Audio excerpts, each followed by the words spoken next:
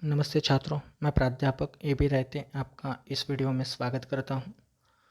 छात्रों, हम 12वीं कक्षा हिंदी की युवक भारती के पाठ्यक्रम के जो पाठ हैं उन पाठों का इन वीडियो के माध्यम से विस्तार से अध्ययन कर रहे हैं। पिछले कुछ वीडियो के माध्यम से हमने शुरुआती कुछ पाठों का विस्तार से अध्ययन किया था। पिछले 2 वीडियो के माध्यम से हम लोगों ने हिंदी का 5वां जो पद्य पाठ है, इस 5वें पद्य पाठ का अध्ययन शुरू किया था। इसमें इस पद्य पाठ के 2 विभाग किए गए हैं, ये हमने उन वीडियो में देखा है। वहाँ पर हमने देखा है कि उसमें पहला जो भाग है वो गुरुबानी नाम से शीर्षक से हमारे पाठ्यपुस्तक में सम्मिलित किया गया है। गुरु नानक जी की वो रचना है और गुरु नानक जी के जो विचार है उन विचारों को उन पदों के माध्यम से हमने समझ लिया था। पिछले वीडियो में हमने इस पाठ का दूसरा जो भाग है, विभाग है वृंद के दोहे, इसका अध्ययन शुरू किया था। वृंद जी ने अपने साहित्यिक जीवन में जो रचनाएं की है उन रचनाओं का मतलब उनके साहित्य का वहाँ पर परिचय। सबसे पहले तो हमने उनके जीवन परिचय को देखा था विस्तार से कि उनका जीवन परिचय, उनके व्यक्तित्व से हम परिचित हुए थे। उसके बाद हमने उनका साहित्यिक परिचय देखा था कि उन्होंने अपने जीवन में कौन सा साहित्य लिखा है, कितना साहित्य लिखा है, किन किन कृतियों का निर्माण किया है। फिर हमने विधा का परिचय देखा कि जिस विधा में ये रचना हमारे सामने रखी गई है, दोहा, इस दोहा विधा का परिचय हमने देखा था, किस तरह से होती है, क्या महत्व होता है दोहे के, रचना की शैली कैसी होती है और ये रचना कितनी महत्वपूर्ण रही है सामान्यतः रीतिकाल के उस समय में। क्योंकि हमने साहित्य का काल विभाजन भी पहले कुछ वीडियो में देखा है। आदिकाल, भक्तिकाल, रीतिकाल और आधुनिक काल। इसमें से रीतिकाल का जो शुरुआती दौर था, उस शुरुआती दौर में रचनाकार वृंद जी एक महत्वपूर्ण कवि थे, ये हमने देखा था। तो उनकी ये जो विधा है या उन्होंने लिखे हुए साहित्य जो है, उस साहित्य में दोहा विधा जो है वो बहुत महत्वपूर्ण है और उन्होंने इसी विधा में बहुत सारा साहित्य लिखा है, वो हमने देखा था। तो उस विधा का हमने परिचय कर लिया था, किसको हम दोहा कह सकते हैं ये भी हमने देख लिया था।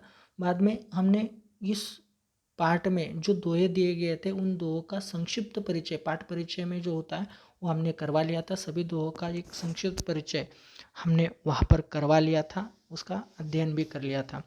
उसके बाद हमने 4 दोहे जो है, पहले कुल 11 दोहे इस पाठ में हमारे अध्ययन के लिए दिए गए थे। उसमें से पहले जो 4 दोहे हैं उन 4 दोहों का अध्ययन हमने पहले वीडियो में किया है, जिसमें से हम संक्षेप में उसे याद करते हैं, फिर आगे बढ़ते हैं, उस श्रृंखला को आगे बढ़ाते हैं। पहले दोहे में उन्होंने कहा था कि माँ सरस्वती के ज्ञान का जो भंडार है, उस भंडार की बड़ी अपूर्व बात होती है, अनूठी बात होती है। ये भंडार ऐसा होता है कि उसमें से जितना भी आप खर्च करो या कितना भी खर्च किया जाए वो ख़त्म नहीं होता, उतना बढ़ता जाता है और खर्च न करने पर वो घटता जाता है। मतलब ये एक विशेष बात यहाँ पर उन्होंने समझाई है कि ये भंडार ऐसा है, जितना खर्च करोगे उतना बढ़ेगा और जितना आप रोक कर रखोगे उतना या बांटोगे नहीं तो आप वो घटता जाएगा। यही समझाना वो चाहते हैं। मतलब ज्ञान जो है वो बांटना चाहिए, अर्थात ज्ञान देने से बढ़ता है और अपने पास रखने से नष्ट हो जाता है, हम तक ही वो सीमित रह जाता है। उसके आगे बढ़ने की या उस ज्ञान की बढ़ोतरी होने की संभावना जो है वो ख़त्म होती है। उनका मतलब यह है कि हमेशा हमारे पास जो कुछ भी है वो दूसरों को देने के लिए हमें तैयार रहना चाहिए, या हमारे पास जो विद्या है, वो जो ज्ञान है वो हमें हमेशा बांटना चाहिए। यही सुझाव उन्होंने इस पहले दोहे में दिया था। दूसरे दोहे में उन्होंने हमारी जो आँखें होती है वो आँखें हमारे मन के, हमारे हृदय के दर्पण होता है या हमारे मन का, हृदय का आईना होता है, ये दर्शाने की कोशिश की है। वो कहते हैं कि हमारे अंदर, हमारे मन में जो कुछ भी बातें हैं या अच्छी बुरी बातें हैं, वो अच्छी बुरी बातें हमारी आंखें बयां कर देती है या दिखा देती है। जो कुछ भी हम चाहे दुनिया बाहर कैसे भी इस तरह के या किसी तरह का व्यवहार करे, कैसा भी दर्शाए, लेकिन हमारी आंखें कभी झूठ नहीं बोल सकती या हमारे व्यवहार से विपरीत हमारी आंखें जो है वो सच्चाई बयां कर सकती है। हमारे मन की जो हालत है, हमारे दिल की जो हालत है, वो बताने का कार्य पूरी तरह से आंखें कर देती है। किस तरह? जैसे कोई स्वच्छ आईना हो, वो स्वच्छ आईना अपना कार्य करता है, जो कुछ भी है उसके सामने उसे दिखाने का, दर्शाने का काम करता है। उसी तरह से हमारी आंखें जो है हमारे अंदर बसी हुई चीज़ों को दर्शाने का काम वहाँ पर कर देता है। ऐसा दूसरे दोहे में उन्होंने कहा है, या ये नीति उन्होंने बताई। तीसरा दोहा देखिए, हमने देखा था, वो कहते हैं कि कोई भी इंसान जिसको जो भी कोई कार्य करना चाहता है, तो उसने एक बात याद रखनी चाहिए हमेशा, कि उसकी क्षमताएं क्या है। उसमें जो क्षमताएं हैं, उसी क्षमताओं के अनुरूप ही उसने कार्य को हाथ में लेना चाहिए। जो अपनी क्षमता को पहचाने बिना कार्य को हाथ में लेगा या करेगा, तो निश्चित तौर पर शायद उसमें वो क्षमता अगर न हो उस कार्य को पूरे करने की, तो उससे वो कार्य सफल नहीं होगा। और इसीलिए वो कहते हैं, अपनी पहुंच को, अपनी क्षमताओं को पहचानो और उसे पहचान कर कोई भी कार्य हाथ में लीजिए या कार्य कीजिए। अगर ऐसा न करते हैं तो निश्चित तौर पर हमें हर्जाना भुगतना पड़ सकता है, या हम उस समय अ, अपमान भी सहना पड़ सकता है। और इसीलिए उन्होंने जिस तरह का उदाहरण दिया है, देखिए, अगर हम ऐसा नहीं करते, हमें बिना सोचे ही या बिना क्षमताओं को जाने कार्य करते हैं, तो निश्चित तौर पर हमारे लिए लाभ नुकसान देने वाला वो होगा। उसके लिए जो उदाहरण दिया, वो कहते हैं, जैसे हमें उतने ही पाँव फैलाने चाहिए जितनी हमारी चादर हो, जितने हमारे पास, मतलब ये तो हम जानते हैं कि हमारी क्षमताओं को देखकर, समझकर ही हमें कोई भी कार्य हाथ में लेना चाहिए।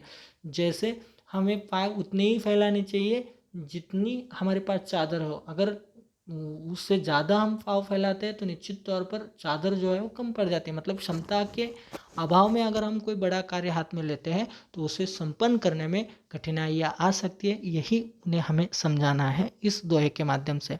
जो चौथा दोहा हमने पढ़ा था आखिर में पिछले वीडियो के माध्यम से, उसमें उन्होंने कहा था कि हम जीवन में यदि व्यापार करते हैं, तो उस व्यापार में छल कपट का सहारा हमें नहीं लेना चाहिए। मतलब स्वच्छ रूप में या शुद्ध रूप में, सही रूप में, सरल रूप में हमें व्यापार करना चाहिए। छल कपट किए बिना व्यापार हम करें। अगर छल कपट का सहारा लेकर हम व्यापार करते हैं, तो उसकी हानि या उसके होने वाले जो परिणाम है, उन परिणामों को भी भुगतने के लिए हमें तैयार रहना पड़ेगा या भुगतना पड़ेगा। वो हमारे लिए निश्चित तौर पर क्षति पहुंचाने वाले होंगे, नुकसान करने वाले होंगे, हानि पहुंचाने वाले होंगे। और इसीलिए वो कहते हैं, यदि आप व्यापार करते हैं, तो व्यापार में छल कपट का सहारा न ले। अगर छल कपट से आप व्यापार करते हैं, या आपका व्यापार छल कपट के सहारे किया गया है, तो ऐसे व्यापार से या व्यवहार से ग्राहक आपसे दूर चले जाते हैं, या आपसे, आपके पास से निकल जाते हैं। क्यों?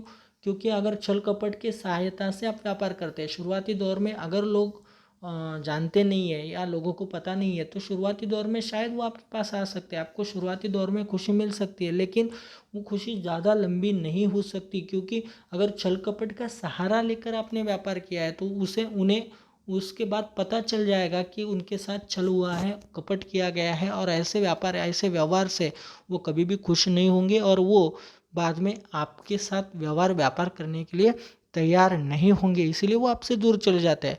ये बात स्पष्ट करने के लिए उन्होंने कहा है, जैसे लकड़ी की हांडी आग पर एक बार ही चढ़ सकती है, बार बार नहीं, क्योंकि लकड़ी पहली बार में ही जल जाती है। उसी तरह से जैसे कोई इंसान आपके पास पहली बार आ सकता है, लेकिन पहली बार आने पर जब आपने छल कपट के सहारे उसे जला दिया, तो बाद में वो आपके पास नहीं आएगा, क्योंकि वो पहली बार में ही आपने उसका विश्वास जो है वो तोड़ डाला, उसके साथ छल कपट किया। उसे पता चल गया कि आपका जो व्यवहार है, आपका जो व्यापार है, वो सही नहीं है, और ऐसे समय वो आपसे पुनः व्यापार करने के लिए या व्यवहार करने के लिए तैयार नहीं होगा। और यही बात वो कहना चाहते हैं, अगर आपको अच्छे समय तक, लंबे समय तक व्यापार करना है, व्यवहार करना है, तो निश्चित तौर पर सच्चाई के राह पर चलकर सही तरह से, नेकी से व्यापार करो, व्यवहार करो, तो आपका व्यापार या व्यवहार लंबा चलेगा, अच्छा चलेगा, और आपको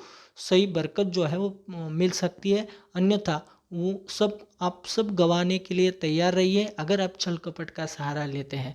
तो यही बात वो समझाना चाहते हैं। मतलब उनका कहना यही है कि आप सही तरह से व्यापार कीजिए, कोई बुरे चीज़ें अपने व्यापार में मत लाइए जिसके कारण आपका व्यापार खतरे में पड़ जाए। तो इस तरह से इन चारों जो दोहे हैं उन दोहों का हमने विस्तार से अध्ययन जो है वो पिछले वीडियो के माध्यम से किया था। आज इसी क्रम को आगे बढ़ाते हुए आगे के जो दोहे हैं, बचे हुए जो दोहे हैं, उसका विस्तार से अध्ययन हम यहाँ पर करने वाले हैं। देखिए आगे का जो दोहा यहाँ पर दिया है, ऊंचे बैठे ना लहे गुण बिन बड़पन कोई। ऊंचे बैठे ना लहे गुण बिन बड़पन कोई, बैठो देवल शिखर पर वायस गरुड़ न होए। कितना सुंदर विचार यहाँ पर उन्होंने हमारे सामने रखा है। ऊंचे बैठे ना लहे, अब यहाँ पर लहे का अर्थ होता है लेना। ऊंचे बैठे ना लहे गुण बिन बड़पन कोई। गुण मतलब गुण या क्षमता है। बिन मतलब बिना, बड़पन मतलब बड़प्पन।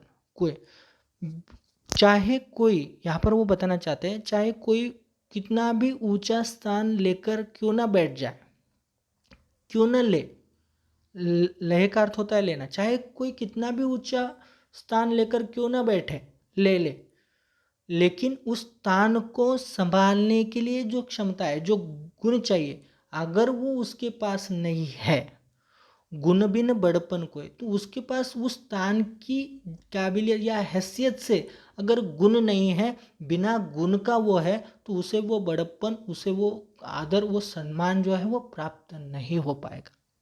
चाहे वो किसी भी जगह पर क्यों ना पहुंच जाए, कैसे भी स्थान पर वो विराजमान क्यों ना हो जाए, कितने भी ऊंचे स्थान पर वो विराजमान क्यों ना हो जाए, कितना भी ऊंचा स्थान क्यों ना वो ले ले, फिर भी अगर उस स्थान के हिसाब से उसके पास क्षमताएं नहीं है, उसके पास गुण नहीं है, उसके पास काबिलियत नहीं है, तो उसका कोई बड़प्पन नहीं है, उसका कोई सम्मान नहीं होगा। वो चाहे कितना भी सम्मान पाने की कोशिश करे, लेकिन अगर उस स्थान के लिए जो काबिलियत चाहिए, जो गुण चाहिए, वो बिना गुण के वहाँ पर बैठा है, तो उसे वह सम्मान या वो सम्मान प्राप्त नहीं हो सकता। यही बात समझाने के लिए उन्होंने जो उदाहरण दिया, देखिए, बैठो देवल शिखर पर वायस गरुड़ न होए। बैठो देवल शिखर पर, देवल का अर्थ होता है मंदिर, शिखर मतलब उसका सबसे ऊंचा स्थान, वो मंदिर के सबसे ऊंचे स्थान पर क्यों न बैठ जाए, फिर भी वायस गरुड़ न होए। वायस का अर्थ होता है कौवा।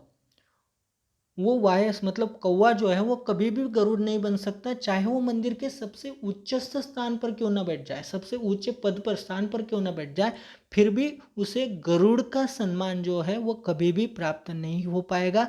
क्यों? क्योंकि गरुड़ के पास जो गुण है वो वायस में कभी नहीं आ सकते, चाहे वो कितने भी ऊंचे स्थान पर क्यों ना बैठ जाए।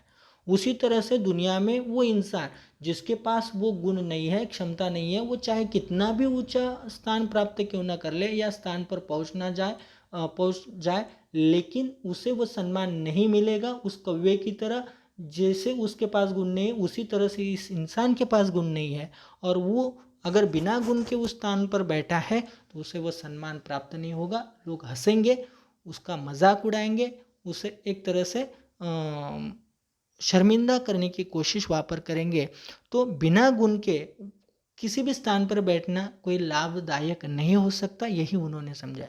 इसका दूसरा अर्थ हम ले सकते हैं, या दूसरा अर्थ हमारे पास ये आता है कि अगर इंसान को कोई ऊंचा स्थान प्राप्त करना है, तो उस स्थान या उस पर सम्मान, बड़प्पन प्राप्त करना है, तो हमें उस स्थान में जो संभालने के लिए या उस स्थान का जो आदर है उसे प्राप्त करने के लिए उस जैसे गुणों का होना या उन गुणों को प्राप्त करना आवश्यक है।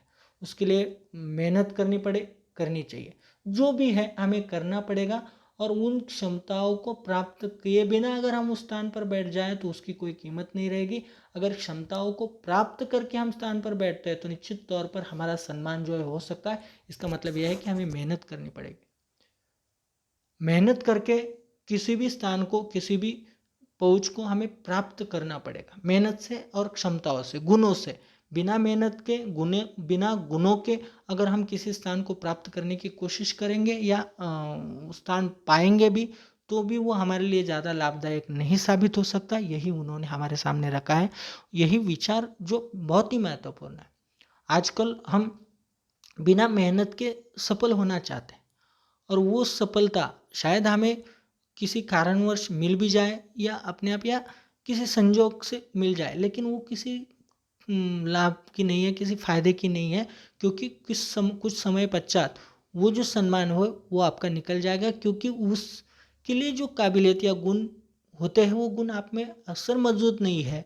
तो फिर उस सम्मान का भ्रम जो है कुछ समय बाद टूट ही जाता है। और इसीलिए वो कहते हैं कि कितने भी ऊंचे स्थान पर क्यों ना बैठो, लेकिन उस स्थान के लिए लगने वाले जो गुण हैं, वो गुण अगर आप में नहीं है तो आपका कोई बड़प्पन नहीं है, आपका कोई सम्मान नहीं है। जैसे शिखर पर बैठा हुआ कौवा, चाहे वो सबसे ऊंचे स्थान पर बैठा, लेकिन गरुड़ जैसे गुण उसमें नहीं होते हैं, तो इसीलिए उसे गरुड़ जैसा सम्मान जो है वो प्राप्त नहीं हो सकता। देखिए इसका भावार्थ यहाँ पर बताया गया है। वो कहते हैं कि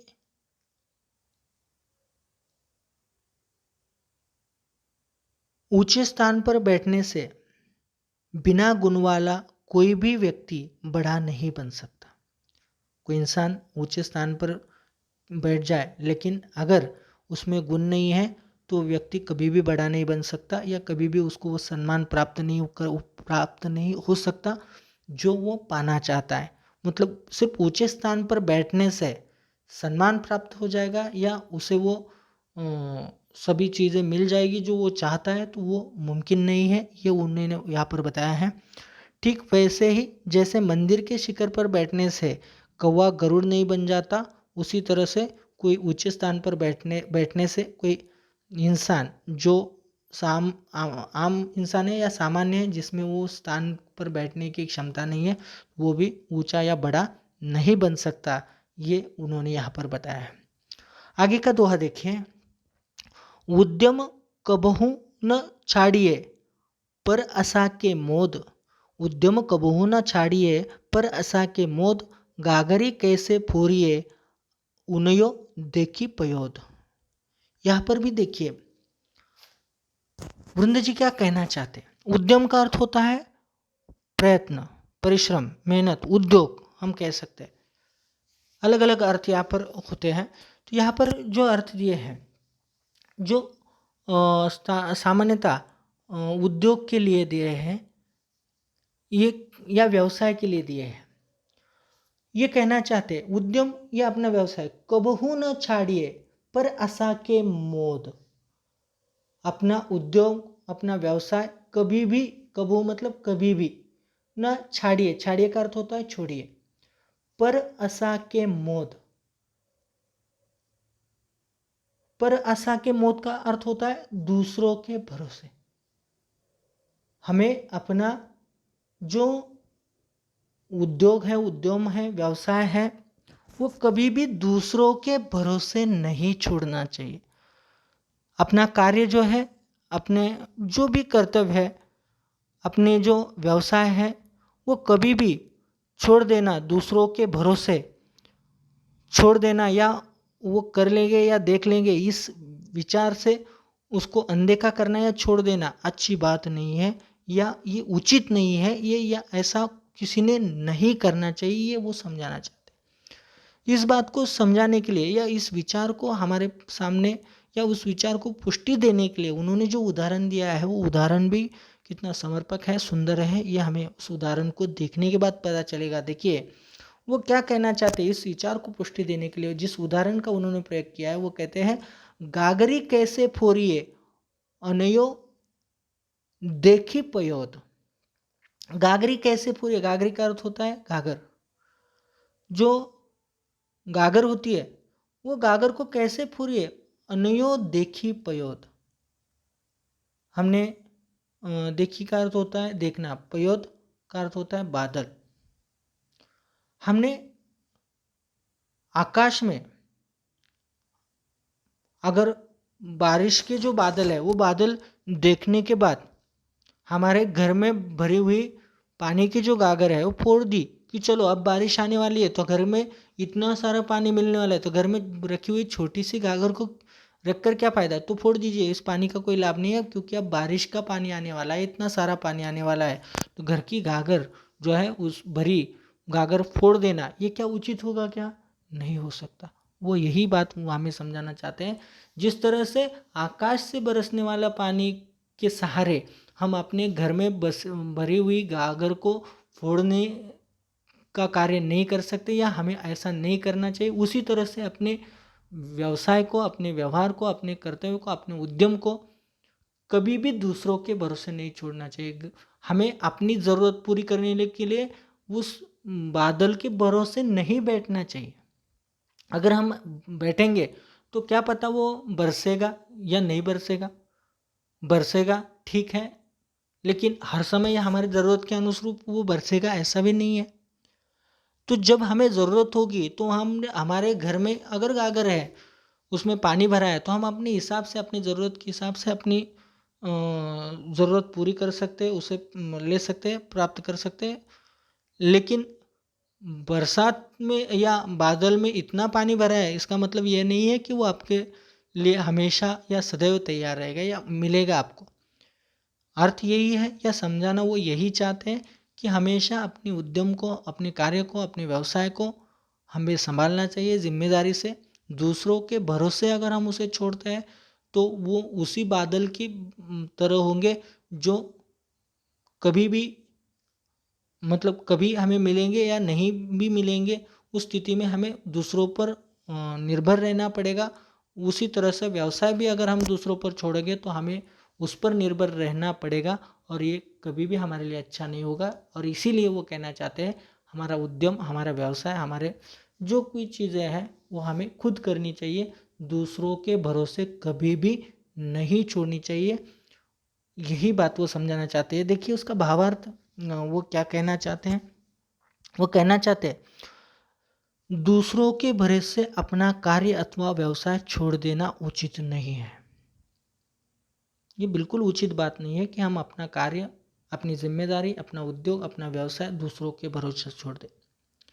वो स्पष्ट करने के लिए जो उदाहरण उन्होंने दिया है, जैसे पानी से भरे बादलों को देखकर पानी से भरा अपना घड़ा फोड़ देना बुद्धिमानी नहीं है, उसी तरह से जिस तरह से पानी से भरे बादल को देखकर अपना पानी से भरा छोटा सा घड़ा फोड़ देना ये भी बुद्धिमानी की बात नहीं है, मानो वो छोटा सा हो लेकिन अपना है। उसी तरह से हमारा या अपना उद्यम या व्यवसाय कभी भी नहीं छोड़ना चाहिए दूसरों के भरोसे। उस बादल के भरोसे जैसे हम अपना पानी नहीं छोड़ सकते, उसी तरह से दूसरों के भरोसे हमें अपना व्यापार या व्यवसाय नहीं छोड़ना चाहिए। यही बात उन्होंने इस दोहे के माध्यम से हमारे सामने रखने की कोशिश की है। आगे बढ़ती है, देखिए आगे का जो दोहा है वो, कछु कहीं न कहीं नीच न छेड़िए भलो न वाको संग, कछु कहीं नीच न छेड़िए भलो न वाको संग, पाथर डारे कीच करे, पाथर डारे कीच में उचड़ी बिगैरे अंग। देखिए क्या मतलब विचार उन्होंने स्पष्ट किया। और आज के इस व्यावहारिक जीवन में इस नीति को समझना कितना आवश्यक है, अपनाना कितना आवश्यक है। वो क्या कहना चाहते, क्या समझाना चाहते, देखिए कछु नहीं नीच न छेड़िए। कछु का अर्थ होता है कभी भी, कभी भी कहीं नीच न छेड़िए, किसी नीच, नीच मतलब दुष्ट, दुष्ट प्रवृत्ति के व्यक्ति को न छेड़िए। भलो न वाको संग, वाको मतलब उसका, संग मतलब साथ, या उसका साथ भी नहीं करना चाहिए। कभी भी उसका साथ या उसका संग जो है वो नहीं करना चाहिए। वो कहना चाहते हैं कि नीच या दुष्ट प्रवृत्ति के जो व्यक्ति होते हैं उन्हें कभी छेड़ना नहीं चाहिए, या बुराई जो है या कम सोच वाले जो लोग होते हैं उन्हें कभी न छेड़िए या उनके साथ भी कभी न रहिए। क्यों? क्योंकि उसके जो परिणाम है, उनकी जो बुरी सोच है, वो बुरी सोच अक्सर हम उनके साथ रहने से, उसके संपर्क में रहने से हम पर असर कर सकती है या असर करती है। अगर उससे बचना है, दूर रहना है, सुरक्षित रहना है, तो निश्चित तौर पर उनसे अंतर बनाए रखना, उनसे दूरी बनाए रखना हमारे लिए सही होगा। यही बात वो समझाना चाहते हैं। इस बात की पुष्टि के लिए जो उदाहरण उन्होंने यहाँ पर दिया है वो कहते हैं, देखिए, पाथर डारे कीच में उचरी बिगेरे अंग। पाथर का अर्थ होता है पत्थर, डारे कीच में, डारे का अर्थ होता है डालना, फेंकना, मारना। अगर पत्थर हम कीचड़ में डालते हैं, मारते हैं, कीच का अर्थ होता है कीचड़। अगर हम कोई पत्थर कीचड़ में डालते हैं, मारते हैं, तो उछरे बिगारे अंग। उछरे का अर्थ होता है उछलना, बिगोरे का अर्थ होता है हमारे, अंग का अर्थ होता है शरीर। चाहे हम पत्थर ले, मतलब हमारे हम खुद तो कीचड़ में हाथ नहीं डालेंगे, लेकिन हाथ में पत्थर लेकर हम कीचड़ में मारने की कोशिश करेंगे, तो परिणाम ये होगा, तो वो तो कीचड़ ही है। उसको पत्थर लगेगा न लगेगा वो बात में है, लेकिन जब वो पत्थर मारा जाएगा तो निश्चित तौर पर उसका परिणाम ये होगा कि उसमें से कीचड़ उछलेगा। और जब वो कीचड़ उछलेगा तो चारों तरफ फैलेगा, और चारों तरफ जब फैलेगा तो उसके कुछ अंश जो है वो हमारे शरीर पर आकर गिरेंगे। और जब वो शरीर पर आकर गिरेंगे तो उस कीचड़ के कारण हमारा भी शरीर मैला हो जाएगा, दूषित हो जाएगा, खराब हो जाएगा। उसका परिणाम जो है वो हमें भी भुगतना पड़ेगा। इसका मतलब यह है कि उस कीचड़ में पत्थर मारने का जो हमने कार्य किया, वो कार्य हमारे लिए घातक सिद्ध हुआ।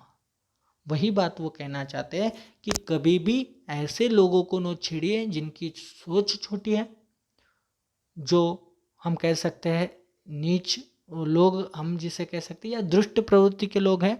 ऐसे लोगों को कभी भी न छेड़िए और उनके साथ या संग में भी मत रहिए, क्योंकि उनके साथ रहना, उनको छेड़ना भी उस पत्थर मारने के जैसा कार्य होगा। और चाहे हम जाने करें या अनजाने में करें, उसका जो परिणाम है, उसके जो होने वाले गंभीर ऐसे परिणाम है, वो हमें भुगतने पड़ेंगे। यही बात वो कहना चाहते हैं, और इसीलिए वो हमें समझाते हैं कि इससे अच्छा है कि हम उनसे दूर ही रहें। अगर हम उन्हें दूर रखें तो निश्चित तौर पर उसके जो होने वाले परिणाम हैं उससे हम बच सकते हैं। उससे होने वाले जो बुरी चीज़ें हैं उसको हम रोक सकते हैं। उसका रोकने का एक ही रास्ता है, उससे दूर रहना, उससे बचना, उसके पास न जाना, उसके संपर्क में न रहना, उनको न छेड़ना, और साथ ही साथ उसका संग या साथ न करना। यही एकमात्र रास्ता है। ये वो हमें दिखाना चाहते हैं और यही कहना चाहते हैं, उनका संग न कीजिए या उन्हें छेड़िए मत, अगर हमें अच्छा रहना है या उस प्रभाव से बचना है। ये बात वहाँ पर उन्होंने कही है। देखिए उसका भावार्थ यहाँ पर दिया है। वो कहते हैं, वृंदे जी कहते हैं, इस दोहे के माध्यम से दुष्ट अथवा छोटे व्यक्ति की संगति में रहना अथवा कुछ कहकर उसे छेड़ना श्रेयस्कर नहीं होगा, अच्छा नहीं होगा। दुष्ट व्यक्ति जो है या छोटे सोच वाला जो व्यक्ति होता है, उसके संगति में रहना अच्छी बात नहीं है। साथ ही साथ कुछ कहकर, किसी तरह का वार्तालाप या किसी तरह की बातें कर या किसी भी कारणवश उसे छेड़ना भी अच्छी बात नहीं है, श्रेयस्कर बात नहीं है। जैसे कीचड़ में पत्थर फेंकने से वह कीचड़ हम पर ही उछलकर हमें गंदा कर देता है, उसी तरह से उन लोगों को छेड़ने से उसके जो विपरीत परिणाम है वो हमें भुगतने पड़ सकते हैं। ये बात उन्होंने यहाँ पर हमारे सामने रखी है। तो बहुत सुंदर विचार है, और हमारे जीवन में इस विचार को देखना, अपनाना निश्चित तौर पर हमारे व्यक्तित्व के लिए अच्छा साबित हो सकता है। आगे देखिए, जो पावे अति उच्च पद, जो पावे अति उच्च पद ताको पतन निदान, जो तपी तपी माध्यान्ह लो अस्त होतु है भान, जो तपी तपी माध्यान्ह लो अस्त होतु है भान। देखिए यहाँ पर भी रचनाकार उंद जी ने जिस नीति को हमारे सामने रखा है, वो रीति निश्चित तौर पर हमारे लिए कितनी लाभदायक साबित हो सकती है, ये हमें इस दोहे को समझने के बाद पता चलेगा। देखिए वो कहते हैं, जो पावे अति उच्च पद ताको पतन निदान। जो व्यक्ति या जो भी कोई पावे मतलब पाना, प्राप्त करना, अति उच्च पद, उच्च पद मतलब ऊंचा स्थान, अति मतलब सबसे ऊंचा या बहुत ऊंचा स्थान, सबसे ऊंचा स्थान, जो भी कोई व्यक्ति अति उच्च पद प्राप्त कर सकता है या सबसे उच्च पद प्राप्त कर लेता है, ताको पतन निदान। ताको मतलब उसका, पतन मतलब एक तरह का विनाश, या उस जो ऊपर गया उसको नीचे आना ही होगा या वो नीचे आएगा। जो जितना ऊपर जाएगा वो उतना ही नीचे आएगा, उसका विनाश, या जो ऊपर उठता है वो नीचे आता ही है। वो यही बात कहना चाहते हैं, जो पावे अति उच्च पद ताको पतन निदान। उसका स्थान नीचे होना या आना स्वाभाविक है, निश्चित है, ये स्वाभाविक क्रिया है और ये होती है, ये वो बताना चाहते हैं। चाहे इंसान कितना भी ऊंचा चला जाए उसको एक दिन फिर से नीचे आना है। कितना भी ऊंचा स्थान उसने प्राप्त किया है उसको फिर से जगह पर आना होता है या उस स्थान को छोड़ना होता है। ये बात हमेशा, और ये चीज़ हमें उस चीज़ के माध्यम से वो क्या दर्शाना चाहते हैं, दिखाना चाहते हैं कि हमारे अंदर बसा हुआ अहंकार। इंसान जब कोई स्थान या पद प्राप्त कर लेता है तो उसके अंदर अहंकार भर जाता है। वो भूल जाता है कि कभी उसे उस स्थान को छोड़ना है, उस पद को छोड़ना है, उस पावर को छोड़ना है। लेकिन जब वो उस पद, उस स्थान, उस पावर पर चला जाता है तो उसे भ्रम होता है कि मैं कभी यहाँ से नहीं हटने वाला हूँ, अब ये मेरा ही स्थान है, हमेशा मैं इस स्थान पर बना रहूँगा।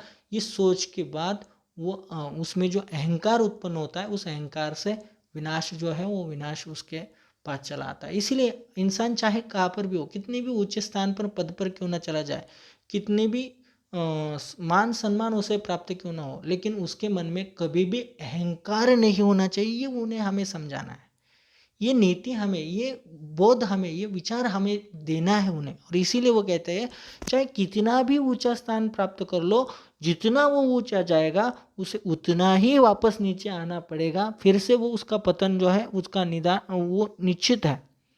यह बात वो समझाना चाहते हैं जिस उदाहरण के सहायता से। उदाहरण देखिए कितना सुंदर है, जो तपी तपी माध्यान्ह लो आज तो होतु है भान।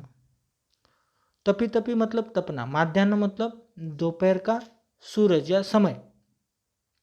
अब दोपहर के समय में जो तप्त ऐसे रूप में, अति तप्त ऐसे रूप में जिस जो सूरज ऊपर आसमान में होता है, उसे देखकर मानो लगता है कि वो उसका मुकाबला कोई कर नहीं सकता, उसके सामने कोई नहीं जा सकता। उसकी जो तीव्रता है वो इतनी अधिक विशाल होती है, तो उससे देखकर लगता नहीं कि वो सूरज का भी अस्त होगा, वो भी ढलेगा, ऐसा देखकर उस समय तो इतनी शक्ति उसमें होती है। लेकिन अस्त होतु है बाण, लेकिन उसका भी अस्त होता है, उसे भी डूबना पड़ता है, वो भी डूबता है।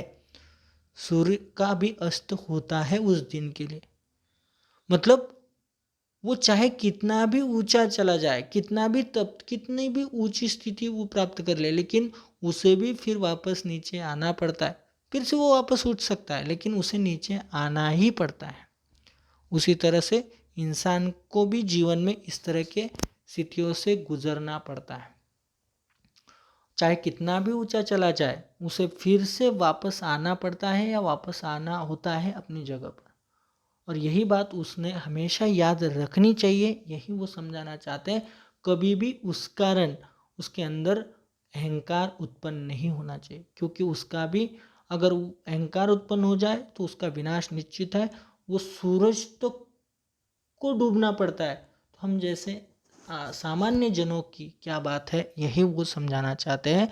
और यही उस उदाहरण के माध्यम से बहुत सुंदर तरीके से उन्होंने हमारे सामने रखा है। देखिए वो उसका भावार्थ यहाँ पर उन्होंने जो रखा है, वो कहते हैं कि जो ऊंचाई पर उच्च पद पर पहुंचता है उसका नीचे उतर आना भी उतना ही स्वाभाविक है। जो जितना ऊपर जाएगा या उच्च स्थान पर पहुंचेगा उसका नीचे आना या उस स्थान को खाली करना या उसे छोड़ना स्वाभाविक सी बात है, ऐसा वो कहते हैं। जैसे दोपहर के समय तपा हुआ दग्ध सूर्य शाम के समय अस्त हो जाता है, डूब जाता है, जैसे वो स्वाभाविक बात है, हमें कुछ बुरा नहीं लगेगा या बुरा नहीं लगता, क्योंकि वो स्वाभाविक बात हमें पता है कि वो दोपहर को उसका वो समय था, उस समय में वो दोपहर की वो स्थिति में वो पहुंचा। लेकिन जैसे जैसे समय निकलता है तो शाम के समय में उसका अस्त होना है या होता है, हम वो स्वाभाविक क्रिया को उस स्वाभाविकता से लेते हैं। उसी तरह से जीवन क्रम में इस तरह की स्थितियाँ आती है, हमें भी उसी तरह से स्वाभाविकता से लेना है। वो स्वाभाविक क्रिया है और वो जीवन में चलती रहती है, उसी तरह से उसे हमें अपने जीवन में लेना चाहिए। हम चाहे कितना भी ऊपर चला जाए वापस नीचे आना है, और वो बात हमें हमेशा याद रखनी चाहिए, कभी भी उसे भूलना नहीं चाहिए। यही सोच हमें हमेशा मन में बनाए रखनी है। आगे बढ़ते ही देखिए आगे का जो दोहा यहाँ पर दिया है, जो जाको गुण जानहि सो तिहि आदर देत, जो जाको गुण जानहि सो तिहि आदर देत, कोकिल अंबही लेत है काग निबोरी लेत। यहाँ पर भी जो विचार हमारे सामने उन्होंने प्रस्तुत किया है इस दोहे के माध्यम से, वो कहना चाहते जो जाको गुण जानहि, जो जाको जाको मतलब जैसे, जो जैसे गुण जानहि जानता है या जो जिसमें जैसे गुण है, सो तिहि आदर देत, वो वैसा ही उसी तरह का आदर देता है या आदर उसे प्राप्त होता है। जिसके पास जैसे गुण होते हैं उसी तरह का आदर वो देता है और उसी तरह का आदर उसे प्राप्त होता है या उसी तरह का आदर उसे मिलता है। उसके लिए जो उदाहरण उन्होंने दिया है, कोकिल अंबई लेत है काग निबोरी लेत। कोकिल का जो स्वभाव होता है, मधुर गीत गाता है या अच्छे का प्रतीक हम कह सकते हैं, अच्छाई का प्रतीक, तो उसी के कारण उसे अंबई, अंबई का अर्थ होता है आम, उसे आम मिलता है। और काग, काग मतलब कौवा, कौवा जो है उस कौवे को जो कर्कश आवाज़ है या वो एक तरह की, इन दोनों में जो बुराई का प्रतीक यहाँ पर हम देख सकते हैं, या उसकी जो कठोरता है उसके कारण उसे क्या मिलता है, निम्बोरी लेत, उसे मिलता है नीम का कड़वा जो फल होता है वो उसे मिलता है, क्योंकि उसमें वो कड़वापन भरा होता है। उस कड़वाई के कारण उसे जो मिलता है उसी तरह का फल उसे प्राप्त होता है। और कोकिल जो होता है, कोयल हम जिसे कह सकते हैं, इस कोयल में जो गुण है उस गुण के कारण उसे उसी तरह का फल जो है वो प्राप्त होता है। उसी तरह से वृंद जी यहाँ पर कहते हैं जिसमें जिस तरह के गुण होते हैं उस तरह का ही सम्मान आदर उसे प्राप्त होता है, या लोगों को वो भी उसी तरह का आदर देता है, सम्मान देता है। जितने अच्छे तरह के गुण हमारे अंदर होंगे उतना ही अच्छा स्थान या आदर हमें प्राप्त होगा। जितने बुरे गुण हमारे अंदर होंगे उसी तरह का सम्मान या उसी तरह की हम कह सकते हैं लोगों के पास से हमें जो विचार है या लोगों की जो भाव है हमारे प्रति वो वैसे ही हमें दिखाई देंगे, या उसी तरह के विचार जो है लोगों के हमारे बारे में दिखाई देगी, उसी तरह का व्यवहार लोगों का हमारे प्रति होता हुआ हमें दिखाई देगा। इसका मतलब यह है कि हमें भी कोयल के जैसे अच्छे गुणों को अपने अंदर धारण करना होगा। अगर बुरे गुण हम धारण करते हैं, बुरे गुणों से भरे हुए होते हैं, तो हमें निश्चित ही काग की तरह ही या कौवे की तरह ही कड़वा फल जो है वो चखने को मिलेगा, या उसी के भागी हम बन जाएंगे। अगर हमें उससे बचना है तो हमें अच्छे गुण, कोयल की तरह मधुर गुण जो है हमारे अंदर भरने पड़ेंगे या निर्माण करने पड़ेंगे। ये बात जो है वो हमें समझाना चाहते हैं। देखिए उसका भावार्थ यहाँ पर दिया है, जिसके पास गुण होते हैं या जिसके पास जैसे गुण होते हैं उसी के अनुसार उसे आदर प्राप्त होता है। उसी के तरह जैसे गुण है उस वैसे ही सम्मान प्राप्त होता है। अच्छे गुण है अच्छा सम्मान मिलेगा, बुरे गुण है तो उपेक्षा या लोगों की एक तरह से अनदेखापन या बुरा व्यवहार जो है आपको सहना पड़ेगा। मतलब उसी की तरह आदर, अच्छे के लिए अच्छा, बुरे के लिए बुरा व्यवहार, यही दुनिया का दस्तूर है और वो हमें सहना पड़ेगा। और इसीलिए जिसके पास गुण रहते हैं, जैसे गुण होते हैं उसी के अनुसार उसे आदर प्राप्त होता है। जैसे मधुर वाणी के कारण कोयल को आम प्राप्त होते हैं, वो मधुर वाणी है, उसके पास अच्छे बोल है तो जो अच्छे बोल होने के कारण उसे आम प्राप्त होता है। मतलब जो भी इंसान लोगों से अच्छा व्यवहार करता है, अच्छा बोलता है तो उसे उसी तरह से जो उससे बात करता है वो भी उसी तरह से अच्छा ही उसे देता है। उसे जो मिलता है अ, उसके अपोज में या उनके सामने से वो भी अच्छा ही मिलता है। कोई इंसान अगर किसी के साथ अच्छा व्यवहार करता है या अच्छी बात करता है, मीठे मीठे बोल बोलता है, तो दुनिया भी उसके साथ उसी तरह की बात करती है, उसी अंदाज में बात करती है। उतना ही आदर, जितना आदर तुम उस दूसरों को देते हो उतना ही आदर तुम्हें प्राप्त होगा। तुम लोगों का अपमान करोगे, उसे भरा बुरा कहोगे तो वो तुम्हारा सम्मान करेंगे, ऐसे सोच तुम रख ही नहीं सकते। यही उन्हें यहाँ पर समझाया। मतलब हमेशा तुम्हें अच्छा व्यवहार, अच्छा बर्ताव, अच्छी बातें, अच्छी वाणी दूसरों के साथ रहना रखने पड़ेंगे, दूसरों का आदर करना पड़ेगा। तुम जैसे गुण धारण करोगे वैसे ही तुम वापस पाओगे दुनिया से, ऐसा वो कहना चाहते हैं। कोयल के पास मधुर वाणी है तो उस मधुर वाणी के कारण कोयल को आम प्राप्त होते हैं। और कर्कश ध्वनि के कारण जो दूसरों पर चिल्लाता है, कर्कश ध्वनि का प्रयोग करता है, ऐसा कौवा जो है उसको हमेशा ही क्या उसके नसीब में क्या है, निमोरी, नीम का जो फल होता है उसे निमोरी कहते हैं, वो निमोरी ही उसे प्राप्त होगी। उसके बदले उसे अच्छा कुछ, वो इतना कर्कश स्वर में अगर बात करेगा तो निश्चित तौर पर उसे रिएक्शन या उसको जो मिलेगा वापस वो कुछ अच्छी बात होगी, ऐसा नहीं। कोई इंसान अगर दूसरों के साथ प्रति बुरा व्यवहार करता है, बुरी बातें बोलता है, तो निश्चित तौर पर जिसके साथ उसका ये संपर्क है या जिसके लिए वो बोलता है वो तो उसके लिए अच्छा कुछ बोलेगा नहीं, उसे अच्छा कुछ देगा नहीं, इसलिए अच्छे विचार वो रखेगा नहीं। यही दुनिया का दस्तूर है और यही बात वो समझाना चाहते हैं। और वो कहना चाहते हैं अगर आपको अच्छा कुछ दुनिया से आदर या सम्मान प्राप्त करना है तो अच्छे गुण अपने अंदर लाओ, कोयल की तरह मीठी जुबान प्राप्त करो, तभी तुम्हें अच्छा सम्मान प्राप्त होगा, यह वो बताना चाहते हैं। आगे का दोहा देखिए।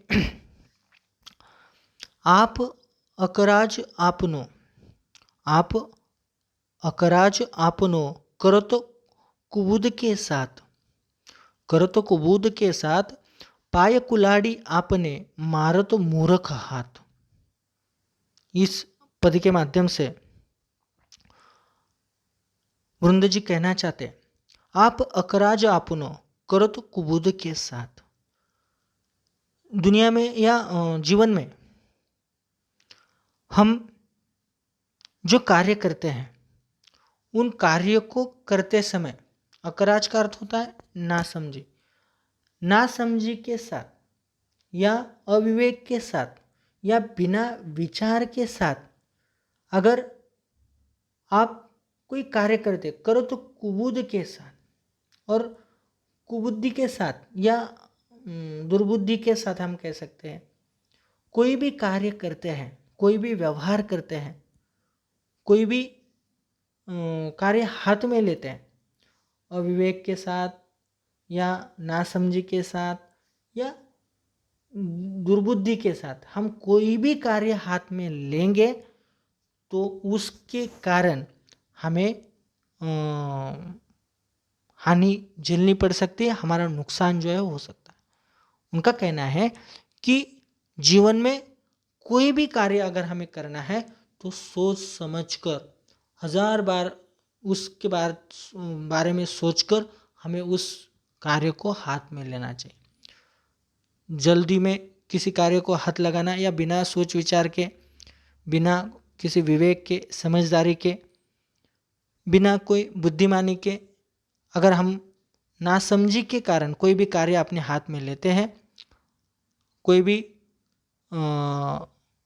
कार्य शुरू कर देते हैं तो उसका जो परिणाम होगा स्वाभाविकता वो हमारे लिए अच्छा नहीं होगा, उसके परिणाम विपरीत होंगे, क्योंकि बिना सोचे समझे उस कार्य को हमने हाथ में लिया है, उसके बारे में कुछ सोचा नहीं है, तो शायद ऐसा कार्य हमें विनाश की ओर ले जा सकता है। दुर्बुद्धि के वजह से हमें विनाश भी सहना पड़ सकता है। और इसीलिए उन्होंने यहाँ पर जो बात कही है, देखिए जो उदाहरण दिया है समझाने के लिए, पाय कुलाड़ी आपने मारत मूर्ख हाथ। वो कार्य किस तरह का होगा? उसी तरह का जिस तरह से अपने पाय कुल्हाड़ी, पाय मतलब पैर, कुल्हाड़ी मतलब कुल्हाड़, कुल्हाड़ अपने मतलब खुद के, मारत मूर्ख हाथ, जो मूर्ख व्यक्ति होता है वो अपने हाथ से मारता है क्या? कुल्हाड़ी अपने ही पैरों पर। जो मूर्ख होता है वो बिना सोचे समझे अगर मारता है तो शायद वो अपने ही पैर पर कुल्हाड़ी मार लेता है। उसी तरह से इंसान बिना सोचे समझे अगर कोई कार्य हाथ में लेता है तो वो खुद के ही विनाश के लिए एक तरह से शुरुआत कर देता है, ऐसा यहाँ पर उन्होंने कहा है।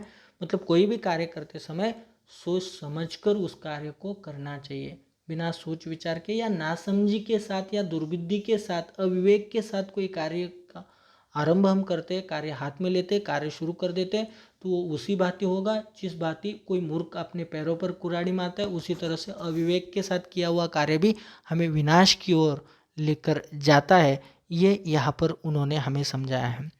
अब देखिए आगे इसका जो भावार्थ है वो भावार्थ वहाँ पर उन्होंने समझाया है।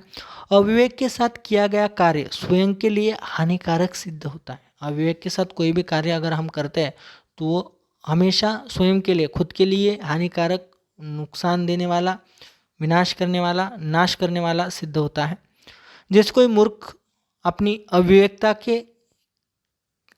से कार्य कर अपने ही पाँव पर अपने हाथ से कुल्हाड़ी मार बैठता है, उसी तरह का वो कार्य हमारे लिए सिद्ध हो सकता है। ये हमें वो समझाना चाहते हैं।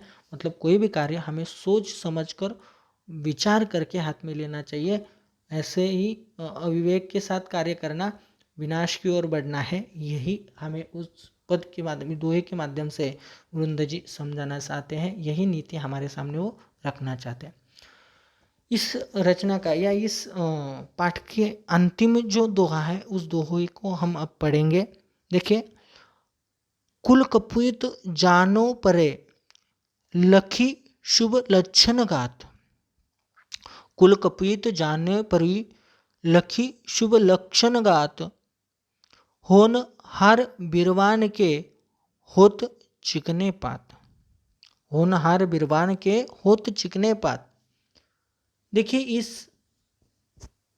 दोहे में जो विचार उन्होंने हमारे सामने रखे हैं वो कहना चाहते हैं, कुल कपूत जान्यो परे। कुल मतलब खानदान,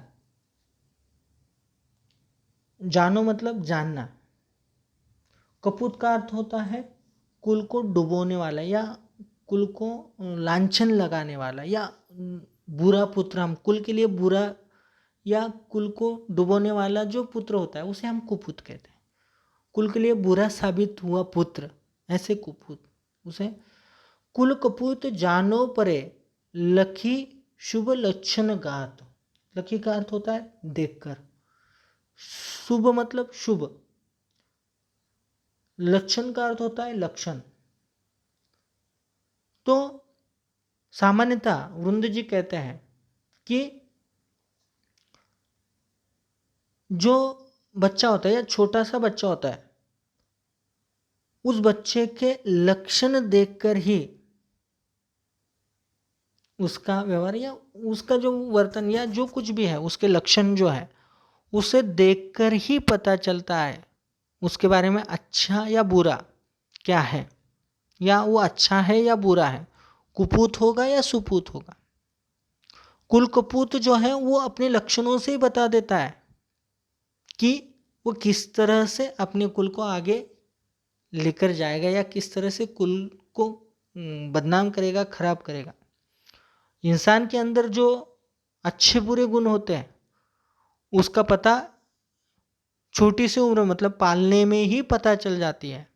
ये तो हमें पता ही है कि हम कह सकते हैं जो मुहावरा भी प्रचलित है उसके लिए, पूत के पाँव पालने में, मतलब जो बच्चे के पैर देखकर ही पता चल जाता है कि वो आगे चलकर क्या कर सकता है या कैसा होगा, किस तरह के होगा। ये लक्षण जो है सामान्यतः कहे जाते थे, या उसकी जो स्वाभाविक वर्तन है, उसका जो चाल चलन है, ढंग है, उसको देखकर ही वो अच्छा बुरा कैसा है ये पता चल जाता है या लग सकता है।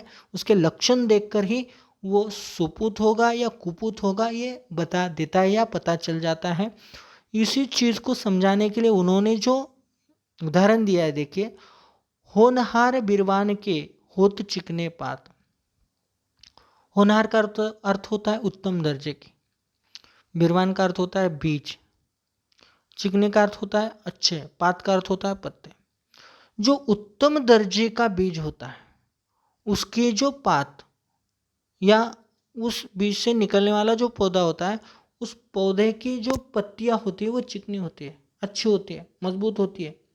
उत्तम बीज के पौधे के पत्ते चिकने अर्थात स्वस्थ होते हैं, अच्छे पाए जाते हैं, और उस पत्तों से पता चल जाता है कि ये पेड़ आगे स्वस्थ होगा या कैसे होगा। उसी तरह से छोटे से बच्चे के व्यवहार से, वर्तन से ही पता चल जाता है कि आगे चलकर ये किस तरह के गुण खिलाएगा या किस तरह की कुल के लिए ये बच्चा किस तरह साबित होगा या किस तरह से कुल को आगे बढ़ाएगा। ये समझाने की या वो दिखाने की कोशिश वो अपने लक्षणों से करता है, और कोई भी उन लक्षणों को देखकर उसे समझ पाता है। यही वृंद जी यहाँ पर समझाना चाहते हैं। मतलब देखिए, भावार्थ यहाँ पर संक्षेप में हम देखते हैं। पालने में बच्चे के लक्षण देखकर ही उसके अच्छे बुरे होने का पता चल जाता है। पालने में ही छोटा बच्चा जब उसके लक्षण दिखाता है तो उन लक्षणों से पता चल जाता है कि वो अच्छा होगा या बुरा होगा, मतलब सुपुत्र होगा या कुपुत्र होगा। उन पालने में उसके हाल चाल से ही, उसके गतिविधियों से ही हमें पता चल जाता है, ऐसा वृंद जी कहते हैं। जैसे उत्तम बीज के पौधों के पत्ते चिकने अर्थात स्वस्थ पाए जाते हैं, अगर उस पालने में उसके लक्षण अच्छे या स्वस्थ हम देख के तो निश्चित तौर पर वो ये पुत्र जो है वो कुल के लिए सुपुत्र साबित होगा। अगर वो कुछ ऐसे लक्षण दिखाई देंगे जो कि हम कह सकते हैं कि अच्छे न हो, तो निश्चित तौर पर यह कुल के लिए कुपुत्र की तरह साबित हो सकता है। ये उसके व्यवहार से, उसके लक्षणों से पता चल जाता है, ऐसा वृंद जी कहते हैं। तो इस तरह से ये कुल मिलाकर 11 दोहे हैं। हर एक दोहे में उन्होंने कुछ न कुछ नीति, कुछ न कुछ मौलिक विचार हमारे सामने रखा है, और अपने विचारों की पुष्टि के लिए हर एक विचार के बाद उन्होंने एक उदाहरण दिया है, और उस उदाहरण के माध्यम से हमें अच्छी तरह से समझाने की कोशिश की है। बहुत सुंदर सभी दोहे थे। हमने उन सभी दोहों का बहुत विस्तार से अध्ययन किया है, उसमें आए हुए शब्दों का अर्थ लिया है, उनका शब्दार्थ समझ लिया है, साथ ही साथ पूरे सभी दोहों का भावार्थ भी विस्तार से हमने समझ लिया है। इस पूरे कविता के अध्ययन के बाद निश्चित तौर पर अगर आप ये अच्छे से समझ लेते हैं तो हमें इसके आधार पर होने वाले जो कुछ भी परीक्षाएं होगी या जिस जीवन में भी आगे चलकर इसका लाभ जो है वो निश्चित तौर पर हो सकता है या होने वाला है अपनाने, या बहुत सारे विचार ऐसे, या इसमें दिए गए विचार सभी विचार ऐसे हैं जिनको हम अपने जीवन में अपनाएं तो हमारा जीवन जो है वो निश्चित तौर स्तर पर अच्छे रास्ते पर आगे बढ़ेगा, या सही दिशा जो है वो हमें प्राप्त हो सकती है। यहाँ इस यह पाठ यहाँ पर समाप्त होता है। ये दोनों विभाग जो है इस 5वें पाठ के, इसका आज यहाँ पर ये सभी आज यहाँ पर समाप्त होते हैं। यहाँ पर हम रुकते हैं, मिलते हैं अगले वीडियो में। धन्यवाद।